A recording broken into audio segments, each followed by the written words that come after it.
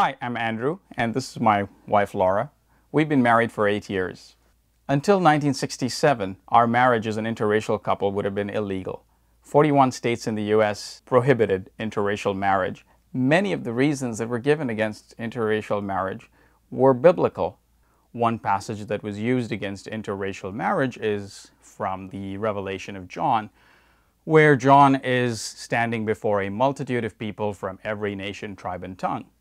And biblical scholars back then argued that this meant that even in heaven there would be a multitude of people from different races or different nations, and there wouldn't be one single mix of individuals sort of pulled in together from all the different races.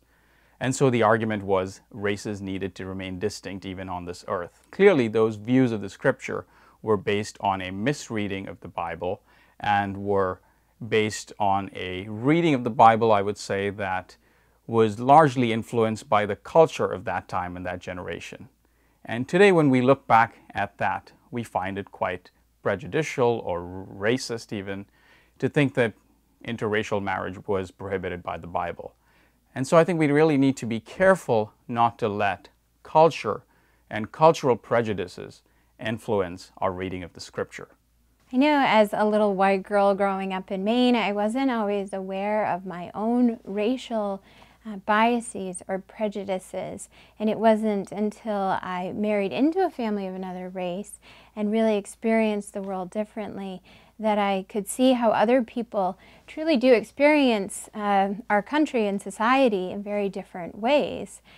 And I think especially as we look at this issue of marriage equality for homosexuals, I think as we look back on the issue of interracial marriage, many of us would agree that those who opposed it were letting their culture influence their reading of the scripture.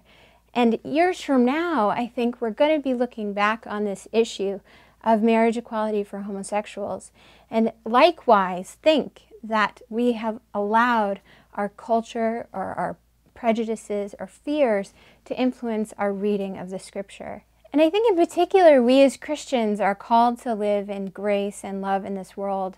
And that requires us to really reflect on our own prejudices, and it requires us to think critically about how we might view the world and how others might view the world differently.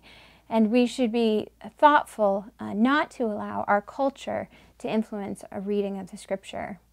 We are believers, and we believe in marriage equality.